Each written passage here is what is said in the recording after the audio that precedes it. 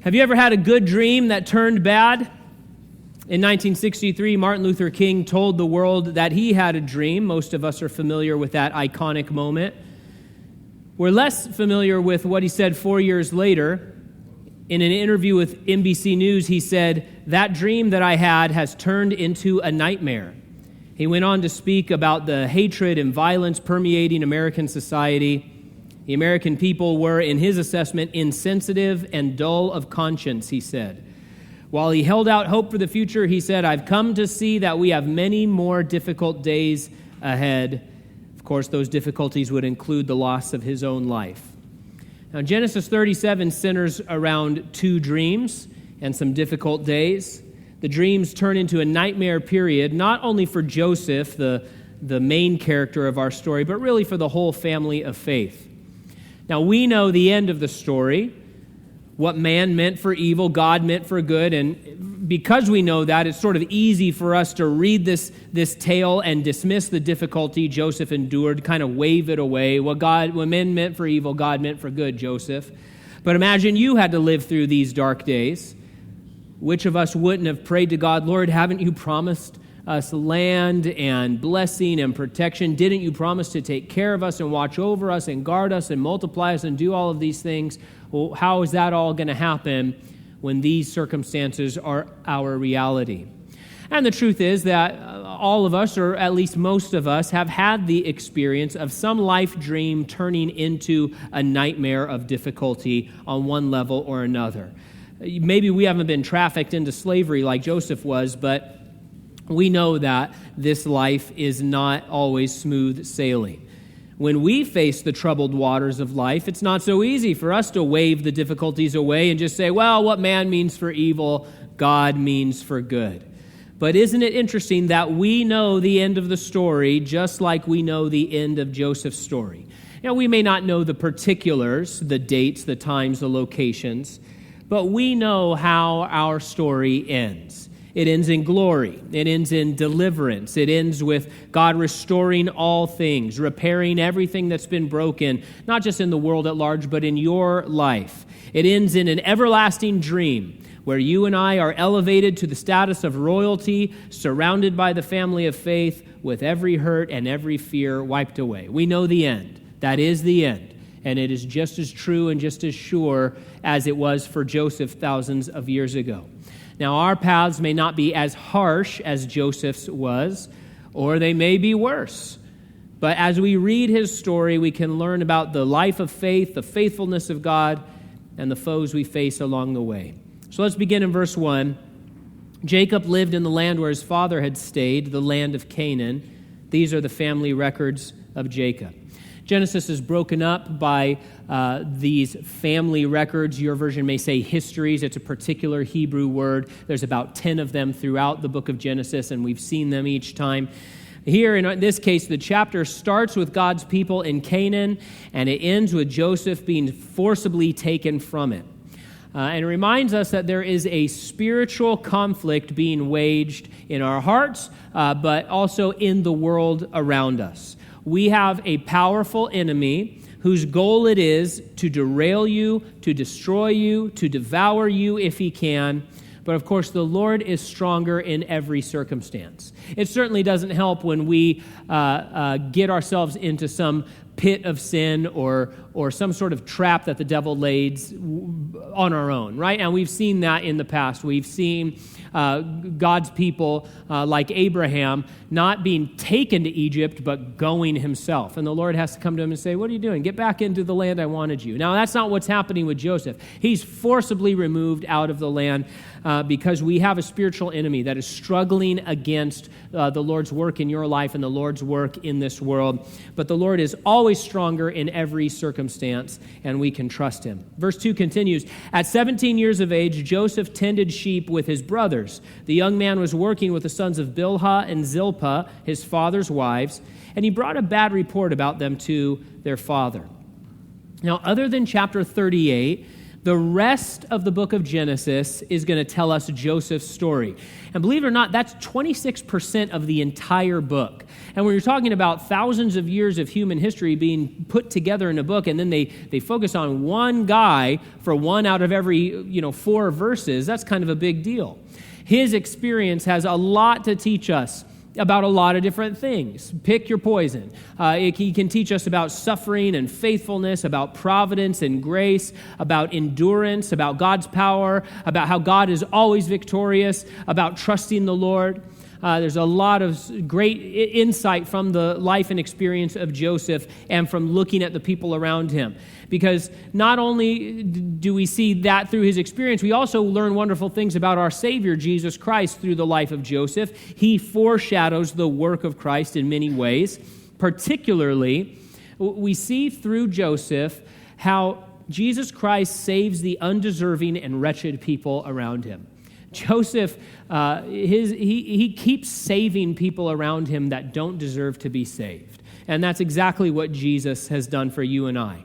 And so while many of Joseph's circumstances are tragic, his whole saga is really a triumph of grace, the power of God's grace, and what it can not only do to overcome our spiritual enemy, the devil, the adversary, but what God's grace can do to transform a terrible situation, what God's grace can do for undeserving sinners who do not deserve to be saved, who do not deserve to be helped, who do not deserve any kind of love. And yet Jesus says, yeah, but I love you still, and I'm going to do a work in your life even though you don't deserve it. At age 17, Joseph was working with Dan, Naphtali, Gad, and Asher in a sort of apprenticeship. But Jacob's plan, we'll find, is to put Joseph in charge of the family business. And he's already installing a lot of authority in Joseph.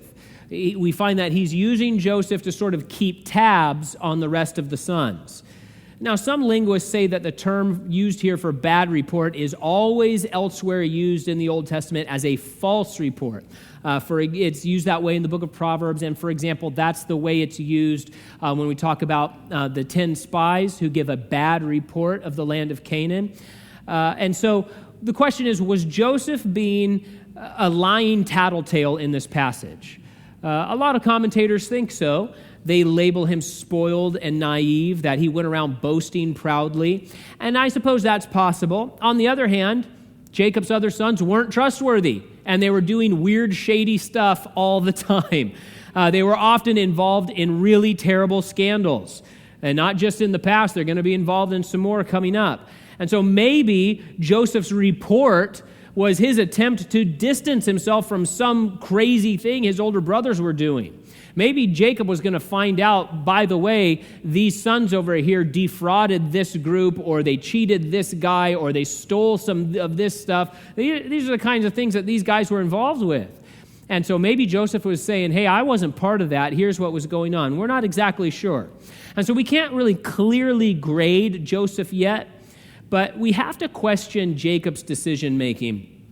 If he wanted Joseph to be an apprentice, if he wanted him to be brought up and mentored by somebody, man, his other sons are not good mentors, right? These are not the guys that you want to shape your young adolescent favorite son. And so I'm not sure what's up with that. On top of that, Jacob, you're no dummy. You've worked around people a long time. You've worked around difficult people a long time. You worked with Laban's sons, and you know all of the things that go on. What do you expect is going to happen when you take this teenage son and sort of put him in a managerial position and have him act as an informant on the others? This is a rough and tumble group of killers that make up his family. These are not nice boys that parents are happy that their daughter brings home. These are guys that butchered an entire town and stole all the people. Have any of you ever done any of that? No, because you'd be in jail, or you would have gone down in a blaze of fiery gunfire with the police, right? These guys are rough and tumble guys, and so I'm not exactly sure what Jacob thinks is going to happen here in this arrangement. Verse 3 gets worse. Now Israel loved Joseph more than his other sons, because Joseph was a son born to him in his old age, and he made a long-sleeved robe for him. What a sad verse. Favoritism was a problem in this family for many long decades. It was a generational problem. But here we see Jacob is openly flaunting his preference for one kid in front of the entire world. It's as if Joseph was the one only true son, and we'll see he has this kind of preference later for Benjamin, but it's as if Joseph is his only son, and all the rest of the guys are just employees or slaves. As a result, there's an incredible amount of family tension day in and day out, and it's largely because the father's not doing his job. The father is not loving his family properly. The father is not operating the way that a father should. Now, God was working in Jacob's life. We've been following his story for many weeks, and the Lord wasn't done with him, but this is a holdover from the old Jacob and not the new Israel, right? This is a holdover that Jacob really hasn't allowed the Lord to deal with in his heart. And it's so disappointing to see Jacob acting this way so openly and so brazenly, because he knew firsthand what it felt like to have a father love the brother and not you. He knew exactly what that felt like, and it wouldn't have felt good. But here he is doing it, frankly, to a much larger degree, not just preferring one son to another, but preferring one son to 11 others. And so favoritism, as we've seen already in this book, is incredibly destructive. We as Christians, as believers, we need to avoid it like the plague. We need to avoid it in the home and in our place of study or our place of work. We need to avoid it in the church. Favoritism has no place in our hearts, no place in our organizations, no place in our activities. We need to uproot it if we find it in our hearts, like the weed that it is, before it causes some big destruction. What about this coat? Maybe you noticed my version said it was a long-sleeved robe. What's up with that? Do we need to get Andrew Lloyd Webber on the phone and say, hey, you got to rewrite all those songs? No? Joseph and the Amazing Technicolor Dreamcoat? I know some of you know some of those songs. Should we sing them together? No? Okay. Who's seen Joseph and the Amazing Technicolor Dreamcoat? Okay. Go home and listen to Joseph and the Amazing Technicolor Dreamcoat. It's pretty cool. It's all about Joseph's story. And the songs are super cheesy. Andrew Lloyd Webber is the guy that wrote that. Man, we're off track now. Strike this from the recording. But scholars tell us that the words used here are obscure. The idea of this being a multicolored coat first came about in the Greek translation of the Old Testament. That doesn't mean that it wasn't a coat of many colors. The scholarly consensus is that it's one of a few options. It could have been a multicolored coat of multiple panels that were sewn together. It could have been a coat that went down to the ankles and had sleeves to the wrists, which would have been unusual. Or it could have been a robe with a bunch of embroidery on it. So we're not exactly sure what the coat was. We see a similar robe being given to David's daughters when he was king, particularly Tamar. She's wearing one in 2 Samuel 13. Interestingly, her coat is also torn off and ruined. Whatever it was meant to be a symbol of favor, of preference, of authority. It was a symbol of Jacob's plan to give Joseph charge over the family and inheritance instead of his brothers. Verse 4. When his brothers saw that their father loved him more than all of his brothers, they hated him and could not bring themselves to speak peaceably to him. Another rendering of this is that they could not so much as greet Joseph. They were not just annoyed. They weren't just a little envious. They had a deep, growing, boiling hatred for Joseph. They hated that their father preferred him. They hated the idea of him ruling over them one day. They hated being around him. They hated hearing his voice. They hated him. Verse 5, and then Joseph had a dream. When he told it to his brothers, they hated him even more. Many commentators say Joseph was being an arrogant brat here, just kind of shouting this dream as a taunt in their faces. But what do we know about dreams so far in Genesis? We know that dreams were very significant, especially to this family. Their father, Jacob, would have told each of these sons many times about that dream he had of the ladder and the angels and the vision of the living God that he had in Bethel. Visions like this one were one of the ways that God spoke to this family, and it was important. If that's the case, and since that's the case, would it have been right for Joseph to not share what had been revealed to him?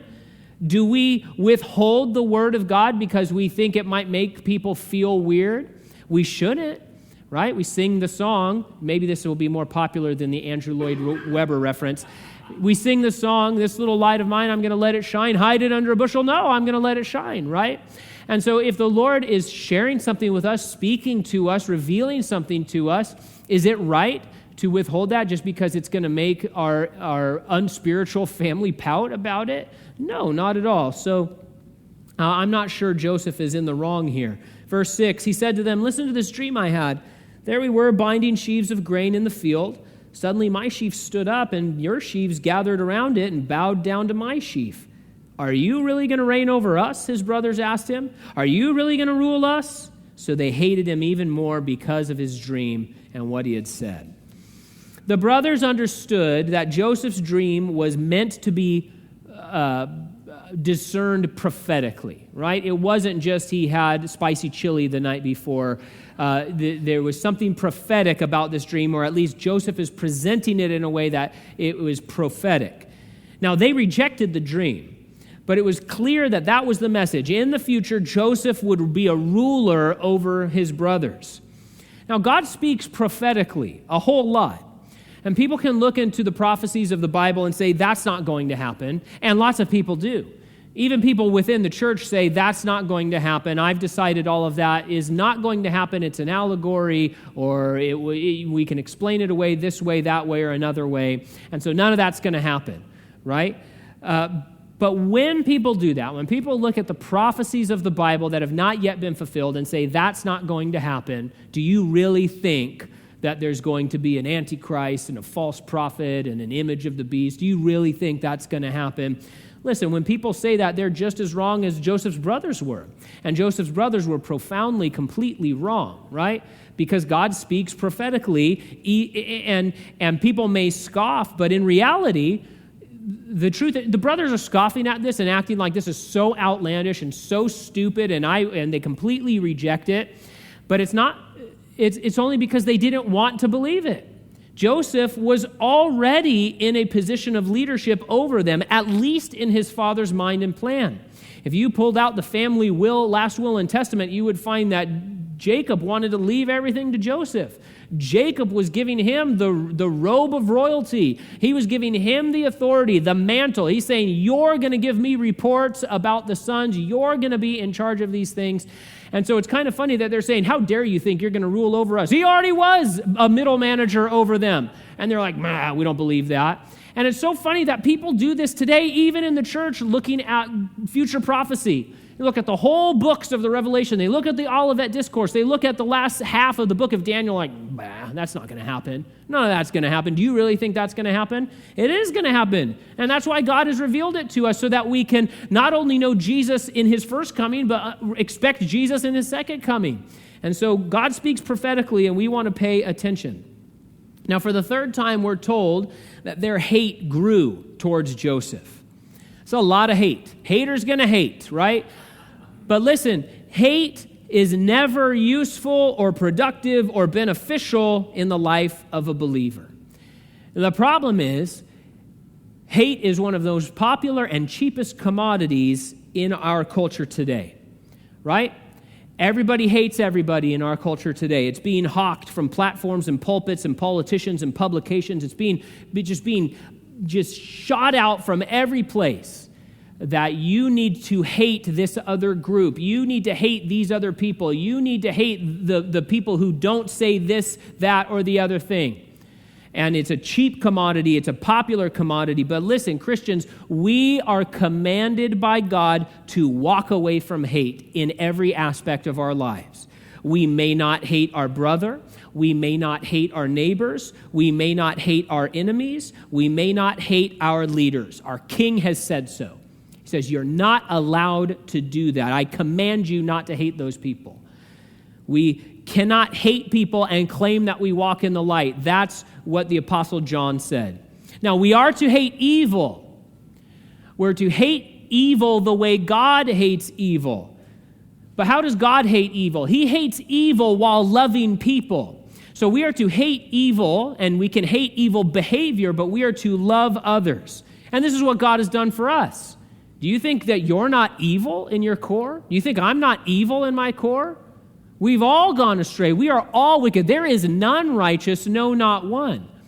And so we are all evil, and thank God that he loves us, the people. He hates our sin, and he went to the cross so that he could cleanse us of our sin and separate us from that sin and separate us from the consequences of that sin. But the Lord loves us from eternity past. He says, I love you with an unreserved love. And I hate your sin, and I want to do something about your sin, and I have to judge your sin. But I love you. And now that I've saved you and transformed your life, I want you to go out and interact with the world the way that I interact with you, loving others, not hating them. Ephesians 4:31 puts it this way: get rid of all bitterness, rage, and anger, brawling and slander, along with every form of malice. Be kind and compassionate to one another, forgiving each other, just as in Christ God forgave you. And so don't buy in to the hate that infects our culture. Verse 9, and then he had another dream and told it to his brothers. Look, he said, I had another dream, and this time the sun, moon, and 11 stars were bowing down to me. And he told his father and brothers, and his father rebuked him. What kind of dream is this that you've had? He said, am I and your mother and your brothers really going to come and bow down to the ground before you? His brothers were jealous of him, but his father kept the matter in mind. Jacob wanted Joseph to be in charge of his brothers. He had no problem with the first dream, with the brothers bowing down. And he wanted Joseph to be in charge of the brothers, even though that was outside the natural, normal order of things in their culture and in the world at the time. And we see that he realized God seemed to have some sort of special plan for this younger brother, just like he had between Jacob and Esau. So he recognizes all of that. But then when he hears of the idea that he, Jacob, also bowing down and being humbled, he was unwilling to accept that. He rebuked his son, even though it seems that they as a family understood that when someone had a dream like this twice, it was a clear message from the Lord. How do we know that? Listen to what Joseph will tell Pharaoh directly. He says this in Genesis 41. Since the dream was given twice to Pharaoh, it means the matter has been determined by God, and he will carry it out soon. So more is going on here than is put on the page. And Jacob's like, them bowing, that's great. Me bowing? I don't think so. I'm not willing to be humbled in that way. Jacob asked Joseph the same thing his brothers did here. You don't really think that's going to happen, do you? Listen, we believe the Lord. Even when circumstances seem to make his promises impossible, even when the whole world around us is going in the opposite direction, we cling to the word of God, which will never pass away. Let God be true and every man a liar. Verse 12, his brothers had gone to pasture their father's flocks at Shechem. This raises some eyebrows if you've been with us a few weeks. Shechem was the place where they had to hightail it out of after some unpleasantness. But now, a few years later, they felt strong and secure enough to bring their flocks back and make themselves at home again. But danger was brewing, not from the Canaanites, but from within the family itself. And it goes to show us that things may look like they're going well on the outside, but if the spiritual life is not on track, then disaster isn't far away. Our enemy, we're told in the book of Genesis, is waiting, is crouching and ready to pounce and devour if we allow him to. So this family, everything seemed like it was going well. They had wealth and they felt secure and they were moving and shaking. They had their run of the place, but they were about to crumble into sin in a profound way. Verse 13, Israel said to Joseph, your brothers, are pasturing the flocks at Shechem. Get ready, I'm sending you to them. I'm ready, Joseph replied. And then Israel said to him, go and see how your brothers and the flocks are doing and bring word back to me. So he sent him from the Hebron Valley, and he went to Shechem. Joseph must have been a very capable and responsible 17-year-old. His trip would have been more than 50 miles, a 5-day journey from home. He takes it alone. Now, Joseph may have been a little naive, but it would have been obvious at this point that his brothers really, really disliked him.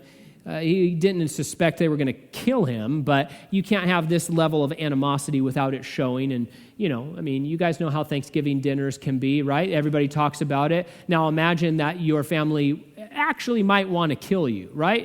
You know that they're not too excited to see you.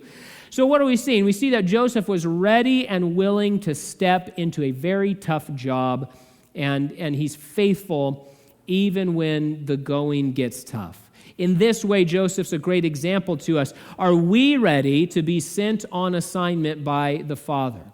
Those assignments won't always be pleasure cruises. Sometimes they're going to be into a hostile environment among people who have no interest in showing us any kindness at all. Hopefully, when the Father calls us, we're able to immediately answer, I'm ready. I love that that's what his answer was to his father. Joseph didn't know it, but at this moment, he became a living sacrifice. Through his life, through his suffering, through his difficulty, because of his faithfulness, multiplied thousands of people from many nations were going to be saved from death. The cost of this heroic feat would be high. It would require that Joseph's life be forfeit to the plan of God. Verse 15, a man found him there wandering in the field and asked him, what are you looking for? I'm looking for my brothers, Joseph said. Can you tell me where they are pasturing their flocks? They moved on from here. The man said, I heard them say, let's go to Dothan. So Joseph set out after his brothers and found them at Dothan. This is a beautiful moment of providence. All of these stories remind us that when God calls us to serve him, he doesn't expect us to do it on our own. He does the heavy lifting. He provides, he prepares, he pilots for us.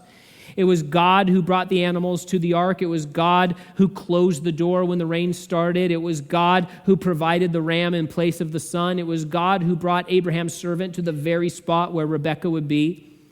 Whether this man was a heavenly being or a random individual, it was the Lord who placed him in the right place at the right time twice, not just to find Joseph, but earlier to hear the brothers and hear their plan. And it's a comforting reminder to us that you may feel lost at some point in life, but God will never lose you. He can find you even if you're wandering in some faraway field. There's also a lovely typology of Jesus here. Joseph says, I'm looking for my brothers, the brothers who hated him, the brothers who were planning to hurt him, the brothers who wouldn't speak one peaceful word to him, the brothers who didn't consider Joseph much of a brother at all. In fact, they'll later say to Jacob, does this coat belong to your son? They don't say, does this belong to our brother, right? They don't own Joseph as brother, and yet he owns them as brothers. And reminds us of how Jesus came searching for us. He came running after us. And he does not shy away from calling you his own.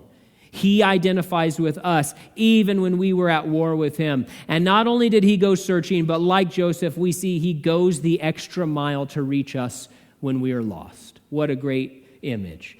Verse 18, they saw him in the distance, and before he had reached them, they plotted to kill him. They said to one another, oh, look, here comes that dream expert. So now, come on, let's kill him, throw him into one of the pits, and we can say a vicious animal ate him. Then we'll see what becomes of his dreams. There's a hateful sarcasm here. The name they used means Lord of the Dreams. These men cultivated envy and hatred in their hearts, and now the fruit is coming off the trees. It's not a good fruit. It's rotten. Blood oranges is what's coming off of the trees of their hearts. Earlier, they had slaughtered a town. Why? Because someone dared to defile their sister. You can't do that to our family. And now what do we see? They're planning to slaughter their own flesh and blood because they're annoyed with him. They don't like him very much. And not just kill him, but then just throw his corpse into a cistern. One scholar notes that the denial of a proper burial was a particularly horrifying atrocity in this era. It was something you did not do, even if you were murdering somebody.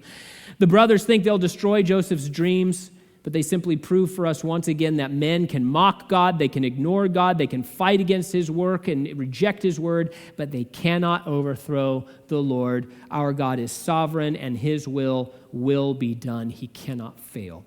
Verse 21, when Reuben heard this, he tried to save him from them. He said, let's not take his life. Reuben also said to them, don't shed blood. Throw him into this pit in the wilderness. Don't lay a hand on him, intending to rescue him from them and return him to his father. Poor Reuben. He's just the Fredo of the family. He's just got bad plans all the time. He tries to make these big moves. They never work out, right? Or last time we saw he was trying to make a move to take over the family and just it didn't work at all. This completely doesn't work. Same thing's going to happen here. Later, he's going to try to convince Jacob to let them go back to Egypt. It just doesn't work. As the oldest, Reuben would bear the ultimate responsibility for this situation. Perhaps he was hoping to deliver Joseph back safely and maybe get back into his father's good graces after his failed takeover bid with Bilhah. He does take charge here, at least in the moment. He's not suggesting to his brothers. He's telling them, we are not going to kill him. But then he disappears somewhere, giving the brothers the opening they needed to treat Joseph cruelly and make their own plans. Reuben sort of reminds me of the Apostle Peter in the Garden of Gethsemane. He's got plans, he's got ideas, he's making moves, he's very self-assured. But without the work of the Spirit, all the plans come out askew and they just fall to pieces and they don't work out.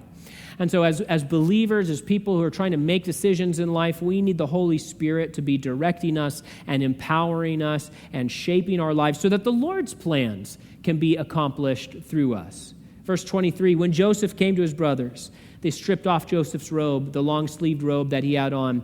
They took him and threw him into the pit. The pit was empty, without water. Eugene Roop writes, cisterns existed to catch rain so that there would be water for flocks during the dry season. Pasturing flocks where the cisterns are dry seems unusual, but the sterility of the cistern reflects the family situation. There is no life in either place. You know, wells are important, especially in this family. And we've seen a lot of digging of wells, filling of wells, finding of wells, all of these different things.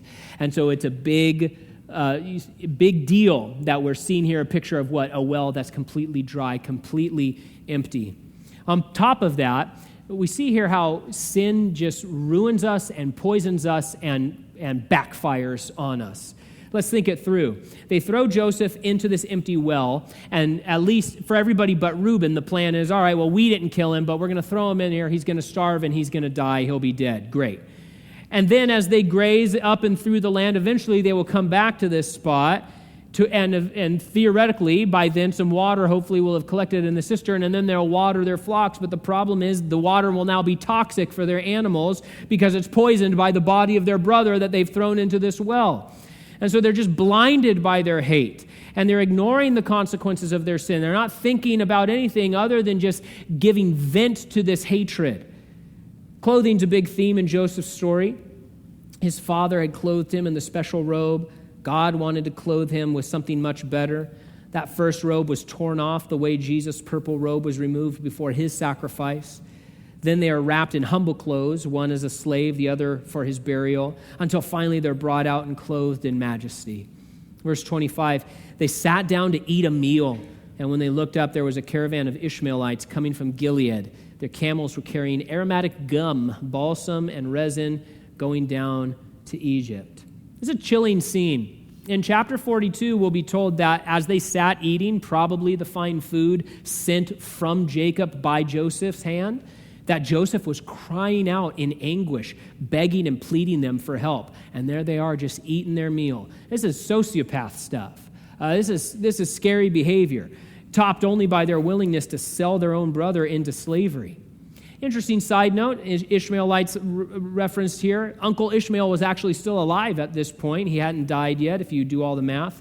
And so this caravan was full of a bunch of Hebrew cousins, right? These were technically related to these people. Verse 26, Judah said to his brothers, what do we gain if we kill our brother and cover up his blood? Come on, let's sell him to the Ishmaelites, not lay a hand on him. For he's our brother, our own flesh. And his brothers agreed. When Midianite traders passed by, the brothers pulled Joseph out of the pit and sold him for 20 pieces of silver to the Ishmaelites who took Joseph to Egypt. Jesus is the lion of the tribe of Judah. Here we have the weasel of the tribe of Judah doing gross stuff. He reveals himself here and in the next passage as to be utterly depraved, and he convinces his brothers to sell Joseph for an amount of silver that was equal to a stick of butter, 8 ounces. Let's just trade him, get ourselves some silver. Verse 29, when Reuben returned to the pit and saw Joseph was not there, he tore his clothes, went back to his brothers and said, the boy's gone, what am I going to do?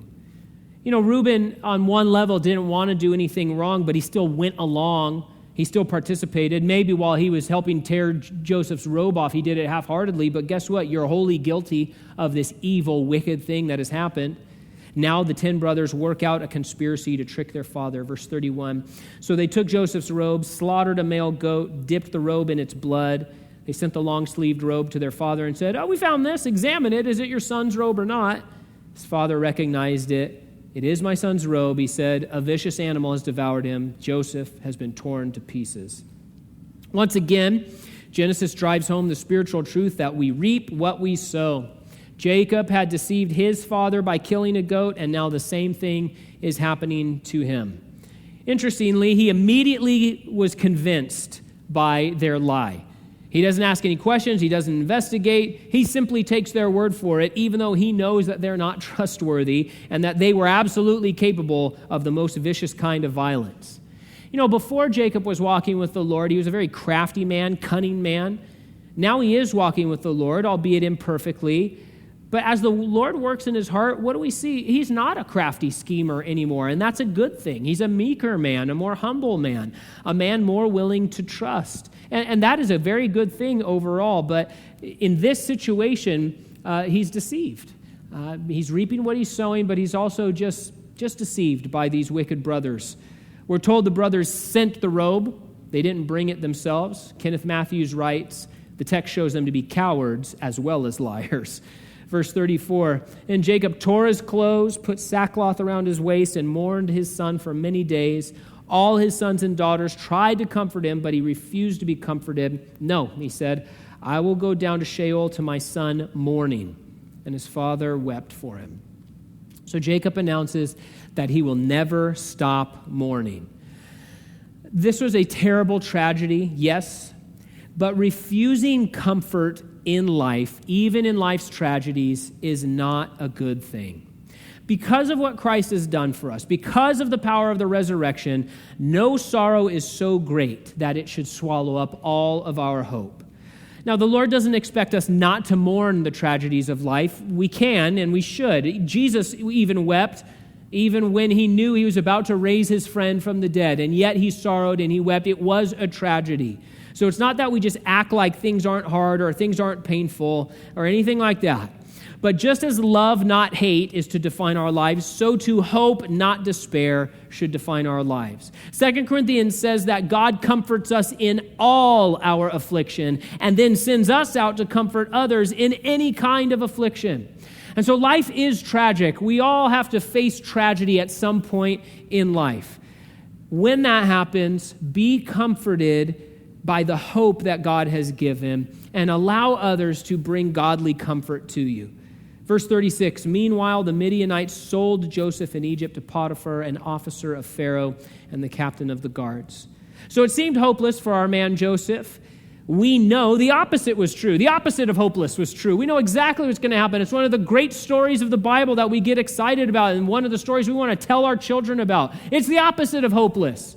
It's a triumph of God's power and grace and his majesty and all these different things. There's a marvelous feat of grace that was just beginning.